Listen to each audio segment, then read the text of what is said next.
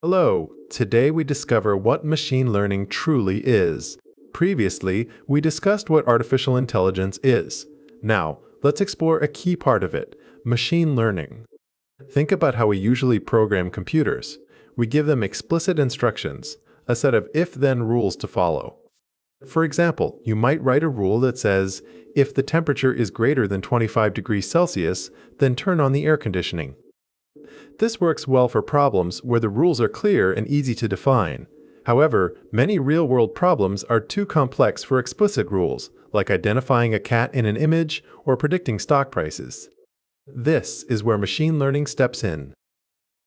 So, what exactly is machine learning? At its core, machine learning is about creating systems that can learn from data, identify underlying patterns within that data, and then use those insights to make decisions or predictions.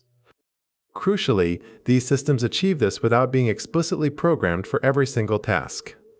Instead of being given a rigid set of rules, they are fed vast amounts of information and figure out the rules themselves, much like how humans learn from experience. For machines to learn, they need structured information. This information is called data. But how do we prepare data for learning? We break it down into features and labels. Features are the individual, measurable properties or characteristics of the phenomenon being observed. For example, if we're trying to predict house prices, features might include the house's size in square feet or the number of rooms. The label is the output or target variable we want to predict, such as the actual price of the house. Our goal is for the machine to learn the relationship between these features and the label.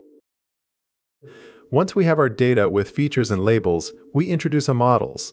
Think of a model as a mathematical function that tries to find the underlying relationship between your features and labels. Initially, this model might make very poor predictions. To improve it, we enter a training loop. The model makes a prediction, then we compare that prediction to the actual true label. The difference between them is the errors, or loss. We then use this error, along with something called an optimization algorithm, to subtly adjust the model's internal parameters. This process repeats thousands or even millions of times, with the model gradually improving its ability to make accurate predictions by minimizing its error. Machine learning is broadly categorized into different types. The most common is supervised learning. In supervised learning, our model learns from data that has already been labeled. This means for every input, we know the correct output. Imagine you're teaching a child to identify animals. You show them a picture of a cat and say, "That's a cat." Supervised learning has two main subtypes.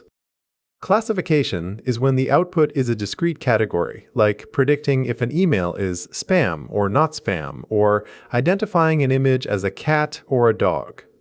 Regression, on the other hand, predicts a continuous value, such as predicting the price of a house or the temperature tomorrow. Now, imagine you have a large data set, but you don't have any labels or correct answers for it. This is where unsupervised learning comes in. The goal here is to discover hidden patterns, structures, or relationships within the data all on its own. A common task is clustering, where the algorithm groups similar data points together.